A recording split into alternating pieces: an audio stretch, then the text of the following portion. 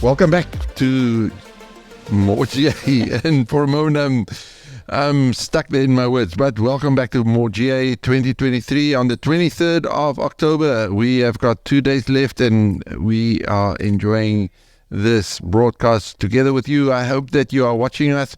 I'm waiting for people to write in. I haven't seen any more live chat coming through. I hope that soon we will get some more that I can give you some background. Now I've got 3 new guests here, and the wonderful thing is they come from the same country as I do. Yay! South Africa. Yes. So I want you to introduce yourself. Let me start on my left because I think she's the big boss, right? I suppose. Who's that? So my name is Gila and Soldat, and I am from Knysna. Just to put that into perspective, her husband is the one who's our technician, working behind the scenes, and you don't see it. Yeah. We'll on it. Sometimes we have to put him in front of the camera. You need to come much closer to the microphones. Is that good? Okay. But more, please. All right. So my name is Monia, and I am from George in South Africa, almost the very southern tip of Africa. Yeah. Good. And I'm Juliana, and I am on the other side of the mountains from them in South Africa. Good. In a small town called? Calitzdorp. Calitzdorp, you got it right. You've been there for a while, so you should get it right. Good. You work for a ministry that's called? Options. Tell us about Options. What is Options? Right. If I go, is it my option on money, or what options are this? Do I have better options in Youth for Christ? What options? Let's get it straight. Okay, so Options is a ministry that impacts and develops people who are faced with a crisis pregnancy and an HIV crisis as well.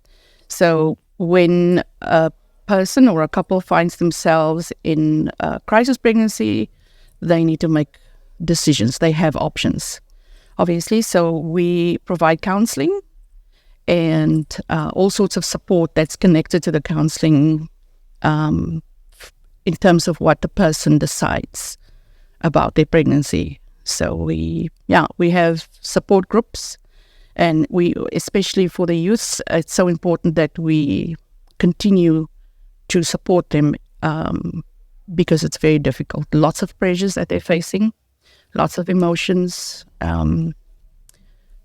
lots of challenges, obviously, in a situation like that, especially when we work with youth. It's school that they have to consider their future. They cannot do it without support. And unfortunately, many of them do not have support from their families. And therefore, the Lord raised up the Options Ministry, I believe. In today's modern world, I'm going to go to you, Gila. In today's modern world, I mean, people get babies, so why a ministry like this? Why do we have to do a ministry like this? Such a good question. I asked EJ, don't ask me difficult questions.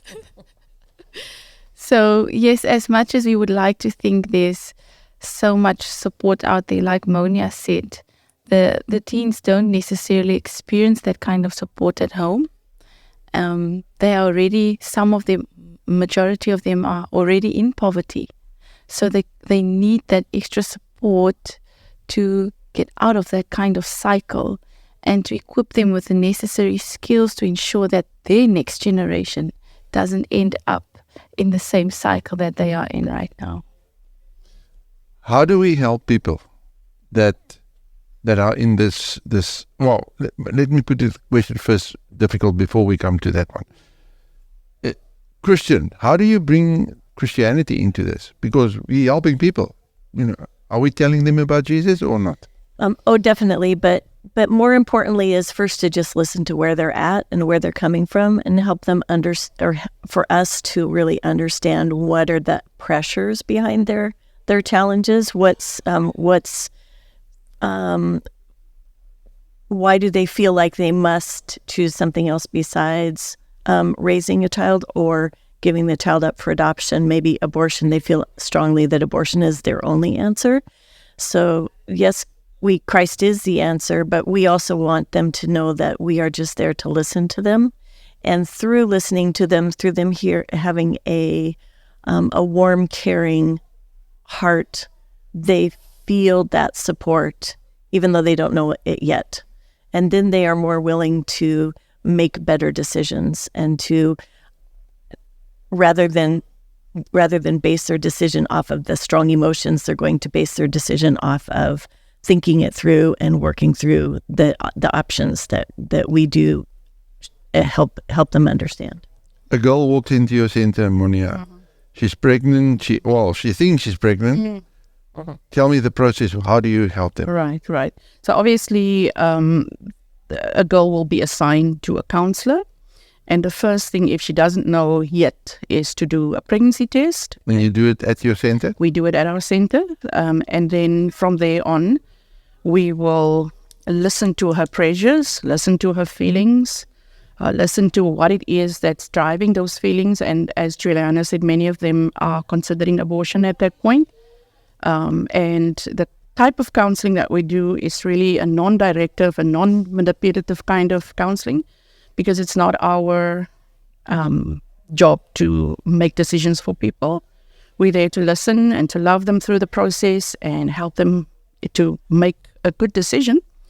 But it's still not up to us to make that decision.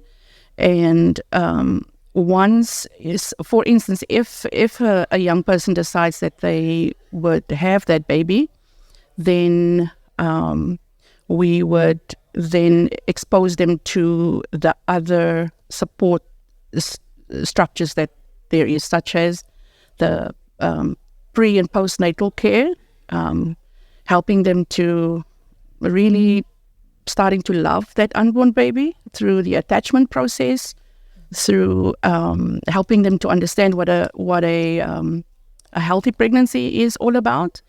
And obviously we would really like to also have the dad, whether it's a teen dad, in the process, so that they can, even though they might not be married, but to parent together, and also make the guy, the young man who's the father of that unborn baby, also responsible, help him also. So we have a men's ministry as well. I think it's so important that we continue to do that, and we handle them in the same way. Obviously, the men are just as in crisis.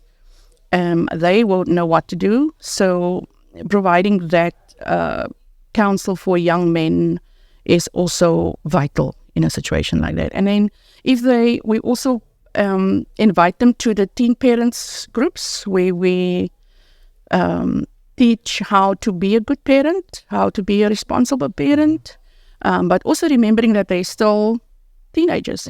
So they have to have fun in our programming, but also take responsibility because they now are also a parent. Yeah. So can I just... There's this beautiful thing that Monia said earlier when we were having lunch together. Through the counseling process, we trust God for a window of opportunity. Then whether the people sitting in front of us are asking us questions about our faith, and then in that window of opportunity, we are then able to share with them the love of God and invite them into a relationship with Jesus if they haven't if they don't have one yet. So, normally somebody would say, I really prayed that, this and this wouldn't happen. Then we'll make comments like that. And then that's what we call a window of opportunity to turn the conversation into a spiritual one, to talk about Jesus. And so it's also what we call a teachable moment. So training, do you just work with the people, or do you also do training to help others to work with cases like this? I don't want to say cases because then it becomes cases, but with people, let me put it that way. Okay. Do you do training? They all pointing at me. Yeah, because I know you're the most expert here, right? That's correct. Training is available for people who wants to get involved in the crisis pregnancy ministry. It's counseling and basic communication skills is vital in a situation like that. Like I said, we do non-directive and non-manipulative counseling. So it's quite a different slant to counseling, to enable and equip people to walk the journey with somebody who finds themselves in a crisis pregnancy. Mm-hmm. So we provide, I think, 2 or 3, depending on which part of the ministry you want to be involved in. So we have basically 3 training courses, but then also courses to develop facilitators that would facilitate like the teen parents groups. So that's part of it all. Yeah. Somebody's watching right now and they go, I need that ministry because we've got that problem. How will you help them? I think it would be good to make contact with us. How do they do that? Now you're asking me a trick question, because maybe it's a good way to make contact with us through the through our ministry website, www.optionsgeorge.com.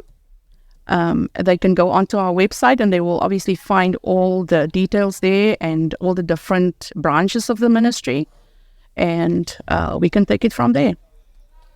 Okay. So I'm going to switch quickly because we've got a few seconds left. GA, your first GA. Yes. Not yours. Third. First one. First. Your experience, quickly. Wow. To summarize, Oh, you were a speaker, so it must be well. but apart from that, it's just been incredible meeting family from all over the world, and how we just look at each other and automatically hug each other and love each other, and it's just amazing to me. Monia? It's great making new connections and meeting people from all over. And I'm here to do workshops on youth in trauma, and it's been really great just connecting. It's amazing. Thank you. Your third one? My third one, yes. But at everyone, I look forward to understanding what other centers are doing to also impact their youth, because there's always ideas and things that somebody else is doing that can incorporate in where we are at. Well, I wish we had more time. Unfortunately, I have to say thank you very much. We have put the website on this broadcast, so if people want to know more about you, you'll get it through the website. And many, many blessings for you guys. And I hope that that there will be a lot of work throughout the world that you can do and export what you have. I think it's a great ministry. I support it. So, on that note, thank you very much for listening. We are going to quickly make a switch here, and then we'll be back. And Jerome, the husband to Tila, will count us down to this.